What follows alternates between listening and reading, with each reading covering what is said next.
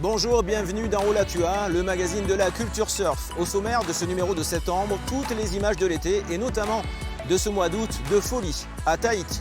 Voyage également dans les coulisses de la fabrication des planches avec un shaper girondin qui se prénomme Arnaud. Et nous nous intéresserons également à l'une des disciplines en vogue actuellement, le surfoil. Mais pour commencer, comme d'habitude, petit tour sur la planète surf.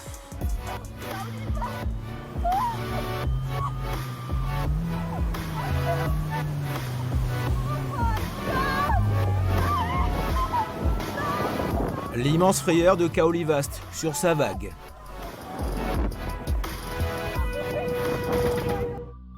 Des tubes gigantesques. Sensation très forte garantie. Tiopo en état de grâce. Un défi XXL physique, technique et mental. Comme un avant-goût du spectacle du siècle attendu dans 3 ans lors des Jeux Olympiques.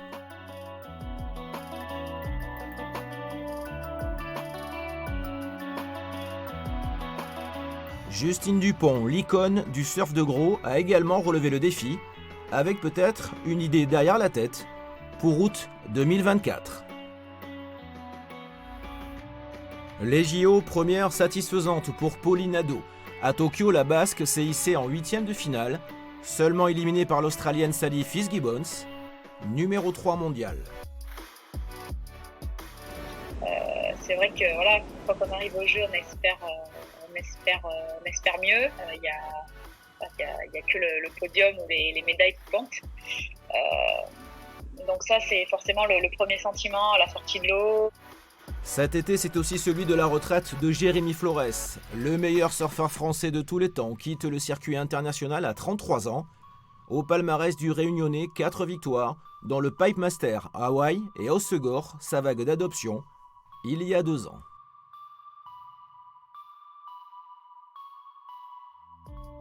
Hossegor, le jardin de Kylian Guérin. L'un des espoirs du surf tricolore s'est bien amusé cet été. Dans sa quête de la vague idéale, il a déniché quelques pépites sur les spots landais. Turn sur turn sur turn sur turn. Franchement, c'était la meilleure journée de surf de l'été, je pense. Facile, de loin.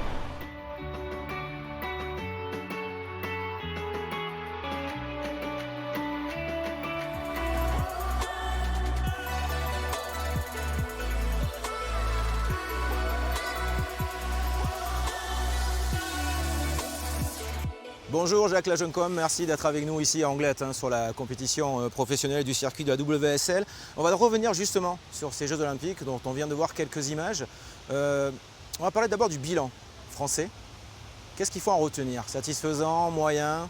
Le bilan, moi, je pense qu'il faut qu'on le prenne à partir du Salvador, où là, non seulement on est champion du monde, pour moi c'était la première série des Jeux Olympiques à Tokyo, c'était le Salvador, où il fallait marquer les esprits. Premier bilan de Tokyo, on a 4 qualifiés, c'est-à-dire qu'on est au maximum des nations. Deuxième bilan, tous nos riders vont au moins en 8e. Troisième point, on a Bourrez qui fait 5e, et je pense que toutes les nations n'ont pas un rider qui fait 5e. Donc maintenant, effectivement, on avait parié sur une médaille, on ne l'a pas, on peut dire que ça c'est un point de déception. Ça sera le challenge pour 2024, entre autres?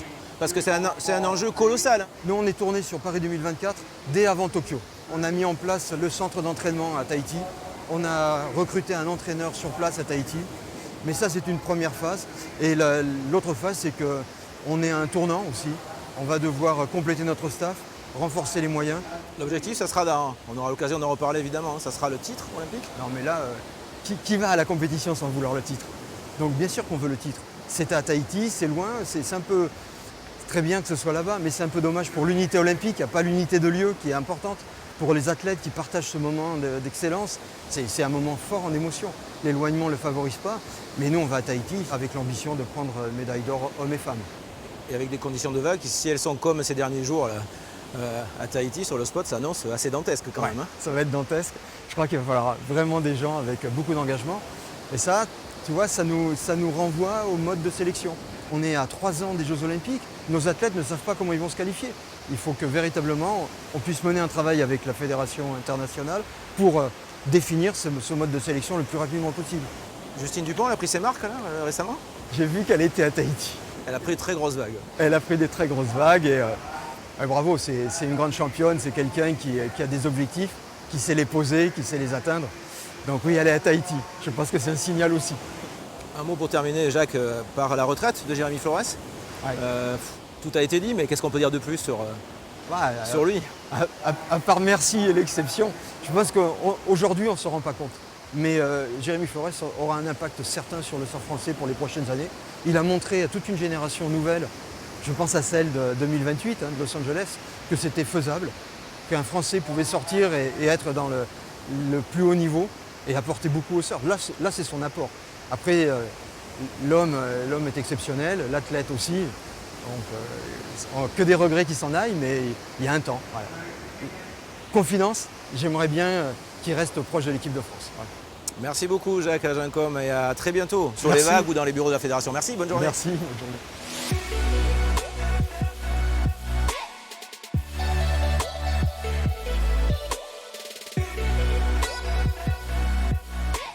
Vous êtes des milliers chaque été ou même le reste de l'année à surfer, mais connaissez-vous pour autant tous les secrets de fabrication d'une planche? Découverte avec Arnaud, il est shaper à Lège-Cap-Ferré.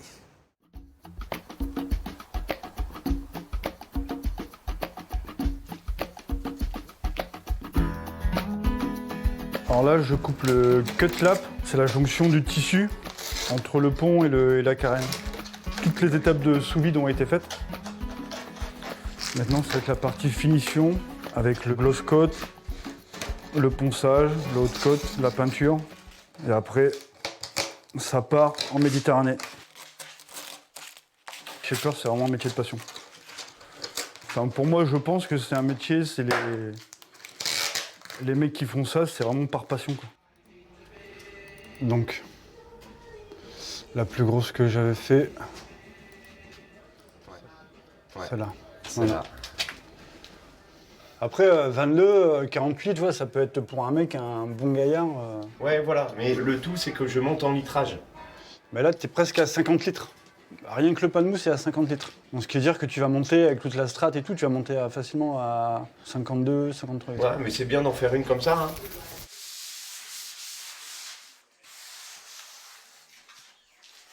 Moi, ce que je fais, c'est que je discute beaucoup avec les gens, leur niveau, le nombre de fois ils vont surfer, s'ils surfent toute l'année ou que l'été, où est-ce qu'ils surfent. Parce qu'il est bien évident qu'entre quelqu'un qui se fait faire une planche, qui surfe les 3/4 du temps en Méditerranée, ou juste l'été ici, ça sera pas le même plan de principe. Voilà. Et c'est que surtout, moi, j'essaye d'avoir des planches en stock en test, et pour essayer de faire tester un panel assez large, pour pouvoir que la personne arrive à avoir ce qui lui correspondrait, et partir sur le bon blanche. Voilà. C'est le bon truc bien perf. Ah ouais, t'as bien bossé là. Ouais, mais ça va être pas mal. Moi, je te dis, hein, ceux qui prennent ça, sont bien contents. Ouais, il y a du double concave un petit peu là. Ah, mais mono concave là, t'as le mono et le double. Voilà. Génial. Ah ouais. Si tu veux tourner. Ah ouais, c'est cool. Allez, viens, putain, le tail, il est propre. C'est bien ça, hein. Ah non, mais c'est parfait. Bah, c'est sûr. De suite, là. Donc, tu livres la planche, déjà, quand la personne récupère la planche et qu'il y a le smile. Et la deuxième, surtout, grosse satisfaction, c'est quand tu prends des news, voilà, et que la personne te répond en disant « Ah, super, ça fait 2 fois que je la surfe, je m'éclate », c'est ça surtout. Ouais. Je pense que c'est un art, parce que même si moi, maintenant, je travaille avec une machine, c'est vrai que c'est quand même du 100% fait main. Voilà.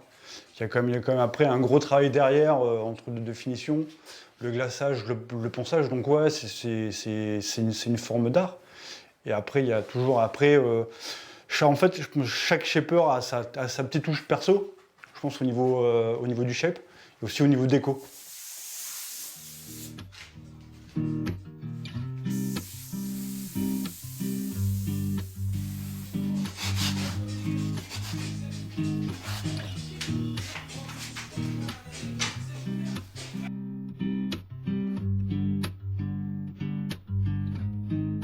Après des mois de disette sur le circuit international à cause de la pandémie de Covid-19, les compétitions ont repris un petit peu partout sur la planète et notamment en France, à Anglette, avec une épreuve dotée de 1 000 $ pour les qualifications européennes de la saison 2021-2022.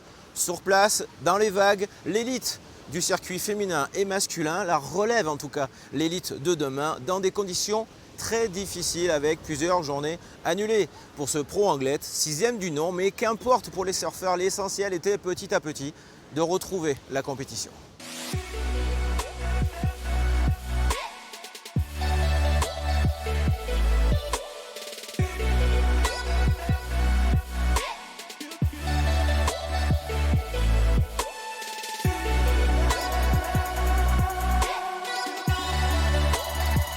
J'étais au Mexique il y a une semaine pour m'entraîner sur des vagues un peu plus consistantes parce qu'on a eu un été assez pauvre en vagues, c'est vrai. Et c'était difficile pour tous les surfeurs qui veulent faire du haut niveau de s'entraîner en surf.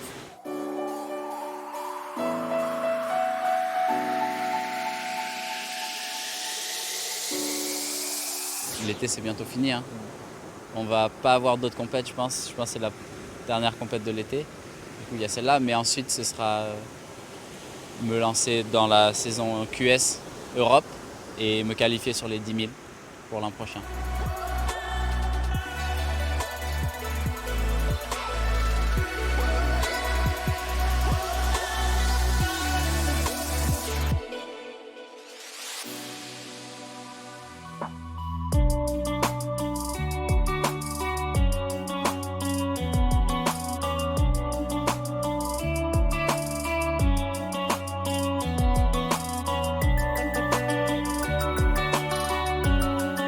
Toujours en Anglet avec Bruno Delay, le fondateur et l'organisateur du Festival du film international de surf qui revient en cet été 2021 après une interruption l'an dernier à cause de la pandémie. Bonjour, merci d'être avec nous Bruno. Bonjour. En quoi c'est important votre festival pour le monde du surf en général? Alors on l'a dit, l'an dernier c'était particulier, mais c'est depuis 17 ans je crois, c'est la 17e édition. En quoi c'est important en fait de vous battre chaque année pour qu'il ait lieu ce festival et surtout qu'il se développe? Quand je suis allé à Cannes la première fois en 95, j'étais à la fac et j'ai découvert ce qu'était qu'un festival de films. Moi, je vous fais 5-6 films par jour. Je dis, mais c'est fou, moi, passionné d'image de surf et de surf, je dis, il faut créer cette reconnaissance professionnelle pour ces gens qui font des films. Et je trouvais que c'était important, fin des années 90, de créer cet événement-là. Donc à ce moment-là, je travaillais à Paris en télé et fin 2003, j'ai créé ce festival. J'ai monté un dossier et dès juin 2004, hop, il y a eu la première édition. Et c'est une histoire qui dure. Moi, je ne gagne pas vraiment ma vie avec ça, mais par contre, ce qui me motive chaque année, c'est de susciter la création, créer une reconnaissance pour ces gens-là, qui viennent du monde entier à chaque fois, et ces rencontres en fait. Justement, ce que j'allais vous dire, c'est une manière d'enrichir cette culture surf et peut-être d'apprendre à des gens ce qui est autour de ce sport. Je pense à un film, par exemple, Watergate Nonomi, qui a été fait par des locaux ici, là, Damien Castera et Arthur Bobon. Ils sont partis au Liberia, et on sent que le surf aussi, sorti de la guerre civile, a permis à des jeunes qui 2-3 ans avant étaient avec des mitraillettes et voilà, malheureusement avec des drames qu'on ne peut pas qualifier. On découvert le surf par rapport à des étrangers qui sont venus, on découvert des belles vagues au Liberia et pour eux c'est presque un vecteur de paix, de sociabilité, je ne sais pas comment. Donc ça va bien plus loin que juste d'aller dans l'eau et prendre des vagues. Il y a tout un environnement, une culture très forte, très riche autour du surf. Surf et cinéma, ça va bien ensemble? Ça se marie bien? Ah ben ouais, bien sûr. Parce que le premier, les Frères Lumière ont fait et de suite très vite à Hawaï, je pense que c'était à la fin du 19e siècle, il y a du surf qui a été filmé. Et c'est vrai qu'il y a eu le surf et le cinéma, il y a eu un mariage très particulier, notamment au niveau des années 50, en Californie où il y avait une culture très forte du film de surf, donc un peu galvaudé. Mais c'est vrai que les réalisateurs, moi quand je suis né en 70, j'ai vu des réalisateurs qui faisaient le tour du monde avec leurs bobines à l'époque. Et j'allais, moi, gamin, à 7-8 ans, voir des films de surf, rencontrer ces réalisateurs, les surfeurs. Et je trouve que il y a un vrai mariage depuis toujours. Les marques aujourd'hui, depuis 30 ans, se servent de ça aussi. C'est un vecteur fort pour la culture surf. Merci beaucoup Bruno Delay d'avoir été notre invité. Bon festival à vous et à très bientôt sur les planches ou dans l'eau. Merci. Merci beaucoup à vous.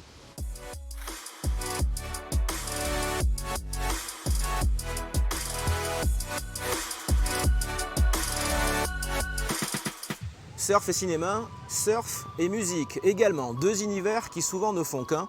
Exemple avec le plus célèbre des chanteurs-surfeurs ou surfeurs-chanteurs français. Il s'agit de Tom Frager, rencontre chez lui à Cabreton.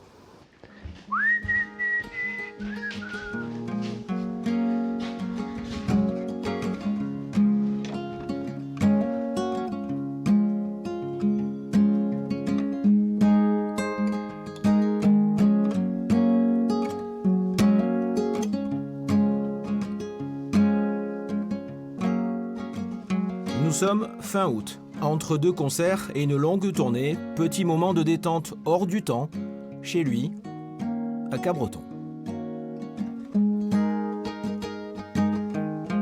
26 concerts à peu près entre début juillet et fin août. Donc c'est cool, après la période qu'on vient de traverser, ça fait du bien. Un peu un marathon, je le savais mais j'étais tellement content de retrouver le public et surtout on a senti que le public était content de nous retrouver, nous aussi les artistes. Donc non vraiment ça a fait du bien. Et je me balade sous le soleil, couchant ce soir je n'ai pas sommeil. Je me balade, le dernier single de son 4e album qui marche fort cet été. Le chanteur surfeur, de nouveau, en haut de la vague. J'ai du mal à faire autrement que de raconter ce que je vis, ce que je ressens, ce qui me touche. C'est bon ça. Voyons si ça claque. C'est bon. Et les amitiés, les amours perdus, retrouvés, les voyages, l'écologie. Il y a beaucoup de choses qui m'inspirent. C'est un tableau de mon frère, Tim, qui peint, qui fait des expos et qui fait aussi tous les visuels qui m'accompagnent depuis le tout début, quoi. Donc c'est cool. Il y a la vibe du frangin à la maison. Les frères Fraget, côte à côte depuis toujours, même dans l'eau. 1992, Guadeloupe. Tom a 15 ans, Tim 12. Ils sont tous les deux de sérieux espoirs du surf tricolore. Je voulais lui dire moi que je venais de remporter mon quart de finale face au champion du monde Frédéric Robin, qui m'avait battu d'ailleurs lorsque j'étais à Bali en Indonésie. Et lorsque je lui ai dit ça, il a éclaté de rire parce qu'il m'a annoncé en même temps qu'il venait de gagner sa compétition. Alors j'étais vraiment content pour lui. Je me suis mesuré à des étrangers, puis j'ai gagné quoi. Donc ça a prouvé que j'étais le meilleur. Mon frère aîné s'était déjà fait remarquer en Guadeloupe. T'avais envie de le dépasser? Bah oui, maintenant aussi j'ai toujours envie, mais bon, c'est un peu dur quoi. Et ça le sera de plus en plus car ensuite Tom prend la vague du haut niveau. 10 titres de champion de Guadeloupe, 2 fois vice-champion de France en 1993 et 1994, puis surfeur professionnel sur le circuit européen et WQS, l'antichambre de l'élite internationale. Je surfais et je jouais de la musique pour me détendre entre les compétitions. Et j'ai inversé complètement la tendance à partir de 23 ans. Je me suis rendu compte que la musique m'apportait autre chose. L'expression, et le surf est un sport individuel, la musique est vraiment une pratique collective. Et j'avais besoin de cet échange, je crois, avec les musiciens, avec le public. Et en fait, les deux se complètent très très bien. Parce que je pense que le surf, comme la musique, font appel tous les deux à une forme de fluidité, je crois. Arrêtez de fermer les yeux, faut les ouvrir. Rien ne sert de souffrir, Le surf, c'est bien plus qu'un simple sport. C'est une manière de vivre, un contact très rapproché avec la nature. Donc c'est ressourçant, c'est régénérant à fond, quoi. Et quand on y goûte, c'est très compliqué ensuite, je crois, de s'en défaire. Soyez les bienvenus. Au studio. Voilà. Ah, ça, c'est vraiment ma bulle ici. Mon père a acheté cette petite maison et il m'a laissé cette pièce en fait qui est un petit peu à l'écart du reste de la maison pour insonoriser et que je puisse travailler ma musique. Et du coup à l'époque je dormais là sur un matelas entre la batterie, les guitares, etc. J'ai passé quelques années comme ça. J'ai posé le décor dans lequel je me sentais bien pour travailler en fait. Voilà. Famille, copains, dessin, musique. On est bien là. Tout ce que j'ai enregistré depuis que je fais de la musique, je l'ai enregistré ici. C'est petit mais je m'y sens bien, tu vois, j'ai les guitares là. C'est ici qu'il a écrit Lady Melody, son immense succès de 2009, qui deviendra disque de platine. Dans le monde de la musique, comme il le dit si bien, il a fait un tube, mais il a aussi appris à ramer, en référence à l'après Lady Melody, où il a connu moins de succès. Alors aujourd'hui, il attend sereinement la suite. Je vais prendre le temps d'aller surfer et d'écrire. J'ai vraiment soif d'écriture en ce moment. Et puis des nouveaux titres que je viens de composer et qui devraient sortir en radio. Et tout ça. On espère, on croise les doigts. Ça se passe plutôt pas mal de ce côté-là en ce moment, donc je reviens doucement sur les ondes. Un nouvel album, les vagues, la musique, le surf. Ainsi va Tom Frager.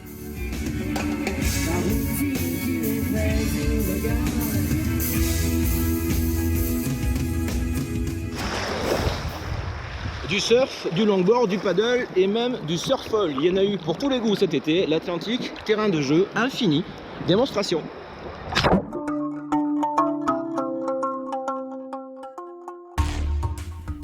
Les brothers, what's up? Alors moi c'est Herimwana, je suis prof de surf et voilà, ça fait une dizaine d'années maintenant. Et là, comme vous pouvez le voir, on s'est mis au foil là depuis quelques mois et on retrouve vraiment des sensations de fou et on adore ça. Donc aujourd'hui on va aller se régaler quoi. Regardez-moi ça, si c'est pas magnifique.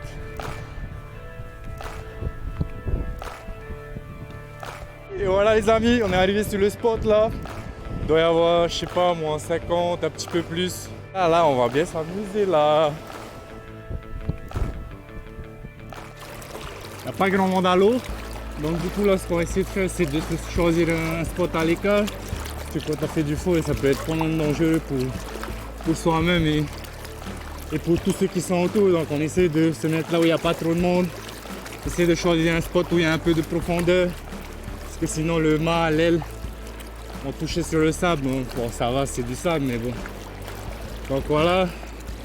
Et puis bien sûr, quand on tombe, on essaie de se protéger un maximum, quoi.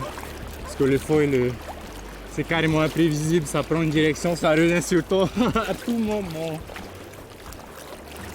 J'essaie de prendre une petite vague plus vers le bord et remonter en pompon. L'important au départ, c'est de bien garder la planche collée à l'eau et tout doucement on va venir appuyer un petit peu sur la jambe arrière pour faire lever le foil et là c'est parti. On commence à remonter en pumping, ça travaille les jambes. En fait c'est un mouvement de j'appuie sur ma jambe arrière, le foil se lève, j'allège pour remonter un peu.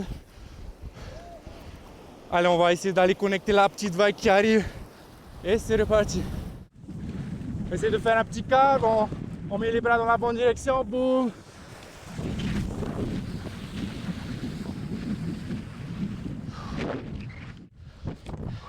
C'est reparti.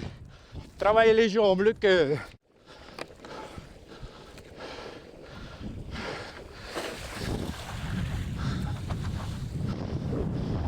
Wouh! Ça qui est bon les copains. Et avec la glisse de fou, de la vitesse, je me suis fait des vagues à l'infini un peu.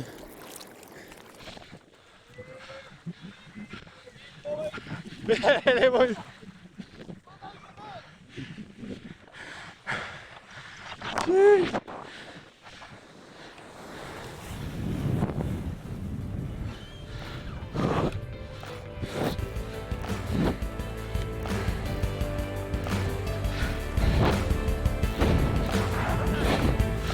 Et voilà les amis, petite session de foil.